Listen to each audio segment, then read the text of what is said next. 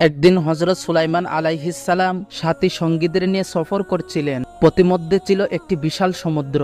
সমুদ্র পাড়ি দেওয়ার সময় হঠাৎ হযরত সুলাইমান আলাইহিস সালামের দৃষ্টি পানির উপর পড়ল। তিনি লক্ষ্য করে দেখলেন এক জায়গার পানি খুব দ্রুত ঘুরপাক খাচ্ছে, কিন্তু আশেপাশের পানি একেবারেই স্থির। এই দৃশ্য অবলোকন করে তিনি ভাবলেন, নিশ্চয়ই এখানে কোনো রহস্য আছে। রহস্য উদ্ঘাটনের জন্য প্রথমে তিনি বাতাসকে থামতে হুকুম করলেন। বাতাস থেমে গেল। তারপর ইফরিত নামক জিনকে ডাকলেন। জিন আসার পর জিনকে সুলাইমান আলাইহিস সালাম বললেন, সমুদ্রে যে স্থানে পানি ঘুরপাক খাচ্ছে তুমি সেখানে ডুব দিয়ে রহস্য তালাশ করো। জিনটি সঙ্গে সঙ্গে নির্দেশ পালন করল। সে ডুব দিয়ে সমুদ্রের তলদেশে পৌঁছে দেখতে পেল সেখানে গম্বুজ আকৃতির ছোট একটি কুব্বা আছে। কুব্বাটি খুবই সুন্দর কারুকার্য খচিত। সে উহাকে সঙ্গে নিয়ে তৎক্ষণাৎ হযরত সুলাইমান আলাইহিস সালামের নিকট ফিরে এলো। সুলাইমান আলাইহিস সালাম কুব্বাটি দেখে খুবই আশ্চর্য বোধ করলেন। তিনি আল্লাহর নিকট দোয়া করে বললেন, হে আল্লাহ, তুমি তোমার অপরিসীম কুদরত দ্বারা এই কুব্বার দরজা খুলে দাও এবং আমাদের সামনে এর রহস্য উদ্ঘাটন করো। দোয়া শেষ হওয়ার সাথে সাথে কুব্বার দরজা খুলে গেল। দেখা গেল উহার ভিতরে এক সুন্দর সুদর্শন যুবক সিজদায় পড়ে আছে। হযরত সুলাইমান আলাইহিস সালাম জিজ্ঞাসা করলেন, হে যুবক, তুমি কে? ফেরেশতা, জিন নাকি মানুষ? যুবক উত্তরে বলল, আমি মানুষ। সুলাইমান আলাইহিস সালাম জিজ্ঞাসা করলেন, তুমি কিসের বদৌলতে এত বড় মর্যাদা লাভ করেছ? যুবক উত্তরে বললেন, পিতামাতার খেদমতের কারণেই আমি এত বড় মর্যাদা লাভ করেছি। সুলাইমান আলাইহিস সালাম একটু আবেগঘন হয়ে বললেন, তোমার খেদমতের একটু বিবরণ শোনাবে কি? যুবক উত্তরে বললেন, হ্যাঁ, শুনুন তাহলে। আমি সর্বদাই পিতামাতার খেদমত করতাম। এক সময় আব্বাজান ইন্তেকাল করেন। আম্মাজান তখন বুড়ো হয়ে গেলেও হাঁটাচলা করতে পারতেন, কিন্তু কয়েক বছর যাওয়ার পর তিনি চলন শক্তি একেবারে হারিয়ে ফেললেন। কারো সাহায্য ছাড়া কিছুই করতে পারতেন না। তখন থেকে আমি তাকে পিঠের উপর নিয়ে চলতাম, তার যেন কোনো ধরনের কষ্ট না হয় সেই দিকে আমি সতর্ক দৃষ্টি রাখতাম। একদিন আমার প্রতি সন্তুষ্ট হয়ে আমার মা আল্লাহর নিকট দোয়া করলেন। বললেন, হে আল্লাহ, তুমি আমার সন্তানকে অল্প জিনিসে সন্তুষ্ট রাখিও এবং আমার মৃত্যুর পর তার বাসস্থান আসমান ও জমিন ব্যতীত অন্য কোনো জায়গায় দান করিও। কিছুদিন পর আম্মাজান দুনিয়া থেকে বিদায় নিলেন। তার ইন্তেকালের পর একদিন আমি সমুদ্রের পাশ দিয়ে যাচ্ছিলাম। হঠাৎ সেখানে একটি কুব্বা দেখতে পেলাম। কুব্বাটি দেখে আমার মনে কৌতূহল জাগলো। আমি ধীরপদে সেখানে যেতেই উহার দরজা খুলে গেল। আমি ভিতরে প্রবেশ করলাম, সাথে সাথে দরজা বন্ধ হয়ে গেল। এরপর থেকে আমার জানা নেই যে আমি কোথায় আছি। তখন সুলাইমান আলাইহিস সালাম যুবককে জিজ্ঞাসা করলেন, এই কুব্বার ভিতরে তোমার রিজিকের ব্যবস্থা কি রূপে হয়? যুবক উত্তরে বলল, যখন আমার ক্ষুধা লাগে তখন আল্লাহ তাআলা এই কুব্বার এক পাশে একটি ফলবান বৃক্ষ তৈরি করে দেন। আমি উক্ত বৃক্ষের ফল খেয়েই ক্ষুধা নিবারণ করি। আর যখন আমার পিপাসা লাগে তখন এই কুব্বার দেয়াল থেকে দুধের চেয়ে সাদা, মধুর চেয়ে মিষ্টি ও বরফের চেয়ে ঠান্ডা পানি বের হয়। সেই পানি পান করেই তৃষ্ণা মিটাই। সুলাইমান আলাইহিস সালাম জিজ্ঞাসা করলেন, এর ভিতর তুমি রাত দিন কিভাবে বুঝো? যুবকটি উত্তর দিল, যখন বুড়ো হয় তখন কুব্বাটি সাদা হয়ে যায়। তখন আমি বুঝি যে এখন দিন শুরু হয়েছে। আর সূর্য ডুবে গেলে কুব্বাটি অন্ধকার হয়ে যায়। তখন আমি বুঝি যে রাত শুরু হয়েছে। এভাবে আমি দিন রাতের পার্থক্য করে থাকি। অতঃপর হযরত সুলাইমান আলাইহিস সালাম পুনরায় দোয়া করলেন। ফলে কুব্বার দরজা আগের মতো বন্ধ হয়ে গেল। বনি ইসরায়েলের এক ধনী লোক ছিল, যার কোনো সন্তান ছিল না। তার উত্তরাধিকারী ছিল এক ভ্রাতুষ পুত্র। ভ্রাতুষ পুত্র চাচার সম্পত্তি তাড়াতাড়ি পাওয়ার আশায় মনে মনে ভাবল চাচাকে খুন করে ফেলবে। যেই কথা সেই কাজ। একদিন ভ্রাতুষ পুত্র চাচাকে হত্যা করে ফেলে এবং রাতে গ্রামের এক লোকের দরজার সামনে রেখে সে বাড়িতে চলে যায়। সকালে ভ্রাতুষ পুত্র কিছু লোক নিয়ে ওই লোকটির উপর হত্যার অপবাদ দেয়। অবশেষে দুই দলে বিভক্ত লোকদের মধ্যে মারামারি ও খুনাখুনির উপক্রম হয়। এমন সময় একদল জ্ঞানী লোকেরা তাদেরকে বললেন, তোমাদের মধ্যে আল্লাহর নবী মুসা আলাইহিস সালাম বিদ্যমান থাকতে একে অপরকে হত্যা করবে কেন? চলো আমরা মুসা আলাইহিস সালামের কাছে যাই। এরপর এই বিবাদের মীমাংসার জন্য বনি ইসরায়েলের লোকেরা মুসা আলাইহিস সালামের শরণাপন্ন হলো। যেহেতু সাধারণ উপায়ে এই সমস্যার সমাধান করা সম্ভব ছিল না, তাই হযরত মুসা আলাইহিস সালাম অলৌকিক পন্থায় এই সমস্যা সমাধানের উদ্যোগ নেন। তিনি বনি ইসরায়েলদের বললেন, আল্লাহ নির্দেশ দিয়েছেন যে একটি গরু জবাই করতে হবে। এরপর জবাই করা গরুর এক টুকরো হাড্ডি নিহত ব্যক্তির গায়ে স্পর্শ করলে সে জীবিত হয়ে হত্যাকারীর নাম বলে দেবে। তারা এই নির্দেশ শুনে হযরত মুসা আলাইহিসসালামকে বলল, এই ধরনের পরামর্শ দিয়ে তুমি কি আমাদের সাথে ঠাট্টা করছো? হযরত মুসা আলাইহিসসালামের জবাবে বললেন, ঠাট্টা বিদ্রুপ করা অজ্ঞ লোকদের কাজ। আল্লাহর নবীরা কখনো এমনটি করেন না। যদি হত্যাকারীকে চিহ্নিত করতে চাও তবে নির্দেশিত এই কাজ করতে হবে। যখন ইহুদিরা বুঝতে পারল যে গরু জবাই করার আদেশ সত্য এবং অবশ্য পালনীয়, তখন তারা তালবাহানা শুরু করল। বনি ইসরায়েলেরা মুসা আলাইহিসসালামকে বলল, তুমি আমাদের জন্য তোমাদের প্রতিপালককে স্পষ্টভাবে জানিয়ে দিতে বলো যে তা কীরকম গরু। মুসা আলাইহিসসালাম বলল, আল্লাহ বলেছেন সেই গরু বৃদ্ধও নয়, অল্প বয়স্ক বা শাবকও নয়, বরং মধ্যবয়সী। অতএব তোমরা যেমন আদেশ পেয়েছ তেমনই পালন করো। তারা বলল, তুমি আমাদের জন্য তোমার প্রতিপালকের নিকট প্রার্থনা করো, তিনি যেন আমাদের গরুর রং কেমন তা বর্ণনা করেন। মুসা আলাইহিসসালাম বললেন, আল্লাহ বলেছেন সেই গরুর রং গাঢ় হলুদ, যা দর্শকদেরকে আনন্দ দেয়। অতঃপর ইহুদিরা চিন্তিত হয়ে পড়লেন এবং একে অপরকে বলতে লাগলেন, এরকম গরু কোথায় পাবো? শেষ পর্যন্ত ইহুদিরা আল্লাহর নির্দেশ মোতাবেক গরু খুঁজতে শুরু করলেন। আল্লাহর লীলাখেলা বোঝা বড়ই কঠিন। আল্লাহ যেমন গরুর কথা ইহুদিদের বলেছিলেন, এমন গরু শুধু একজনেরই কাছে ছিল। সে বনি ইসরায়েলের একজন ধার্মিক লোক ছিলেন।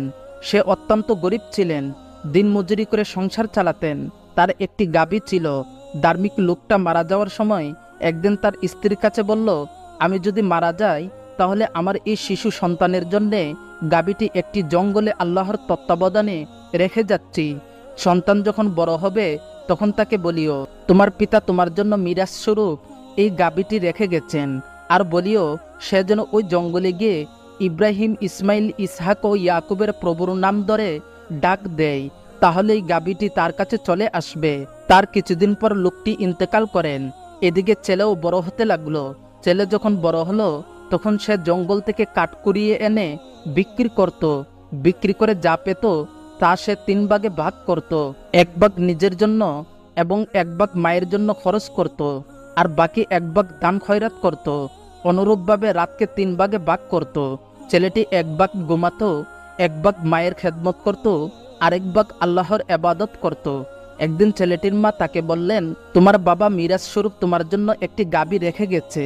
সেটি এক জঙ্গলে আল্লাহর তত্ত্বাবধানে লালিত পালিত হচ্ছে। তুমি জঙ্গলে গিয়ে এই বলে আওয়াজ দাও যে, হে ইব্রাহিম, ইসমাইল, ইসহাক ও ইয়াকুবের প্রভু, গাভী প্রদান করুন। গাভীর নিদর্শন হলো তা হবে হলুদ বর্ণের খুবই চমৎকার একটি গাভী। যুবক জঙ্গলে গিয়ে দেখলো গাভীটি জমিনে বিচরণ করছে এবং মায়ের নির্দেশ মতো গাভীটিকে ডাক দেওয়ার সঙ্গে সঙ্গে গাভীটি তার সামনে চলে আসে। দেখা গেল মায়ের বর্ণিত নিদর্শন ও গুণাবলী গাভীর মাঝে রয়েছে। যুবক যখন গাভীর গাড় ধরে টানতে থাকে তখন গাভী বলল, হে মায়ের বাধ্য সন্তান, তুমি আমার উপর আরোহণ করো, তোমার আরাম হবে। যুবক বলল, আমার মায়ের নির্দেশ হলো তোমার গর্দান ধরে নিয়ে যাওয়া, তোমার উপর আরোহণ করা নিষেধ আছে। তখন গাভী বলল, হে যুবক, তুমি যদি আমার কথা মতো আমার উপর আরোহণ করতে তবে আমি কখনো তোমার বাধ্য হতাম না।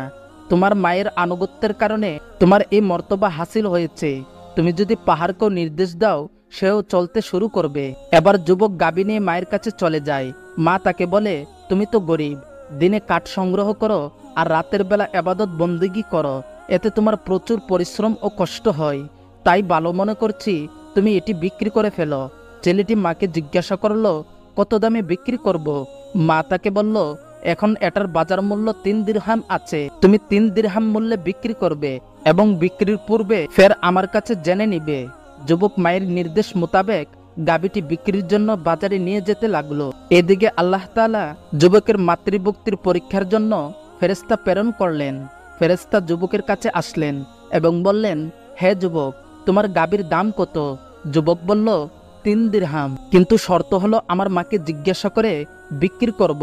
ফেরেশতা বললেন, 6 দিরহামের বিনিময়ে আমার কাছে গাভীটি বিক্রি করে দাও, জিজ্ঞাসা করার প্রয়োজন নেই।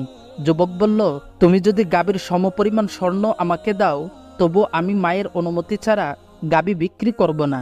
এই কথা বলে যুবক গাভী নিয়ে মায়ের কাছে বাড়ির দিকে রওনা হলেন এবং বাড়ি পৌঁছে মায়ের কাছে সমস্ত ঘটনা বর্ণনা করলেন।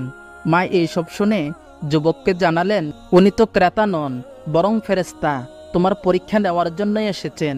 যাও, তুমি ফেরেশতার কাছে গিয়ে জিজ্ঞাসা করো আমরা এই গাভীটি বিক্রি করব কি না। যুবক ফেরেশতার নিকট গাভীটি নিয়ে গেলেন এবং বিক্রির ব্যাপারে পরামর্শ চাইলে ফেরেশতা বললেন, এখনই তা বিক্রি করো না। অতঃপর ফেরেশতা বনি ইসরায়েলের নিহত ব্যক্তি ও হযরত মুসা আলাইহিস সালামের সঙ্গে তাদের সম্পূর্ণ ঘটনা জানিয়ে বললেন, এখনই গাভীটি বিক্রির প্রয়োজন নেই, গাভী নিয়ে বাড়ি চলে যাও। বনি ইসরায়েলের লোকেরা যখন এই গাভী দেখবে তখন তারা এটি খরিদ করে নিবে। তুমি তাদের নিকট গাভীর চামড়া পরিমাণ স্বর্ণ মুদ্রার বিনিময়ে গাভীটি বিক্রি করবে। ওদিকে বনি ইসরায়েলের উপর যুবকের নিকটে থাকা এমন একটি গাভী জবাইয়ের নির্দেশ হলো। তারা গাভী খুঁজতে খুঁজতে এই যুবকের নিকট এসে পেলেন এবং জিজ্ঞাসা করলেন, তোমার গাভীটি কত দিরহামের বিনিময়ে বিক্রি করবে?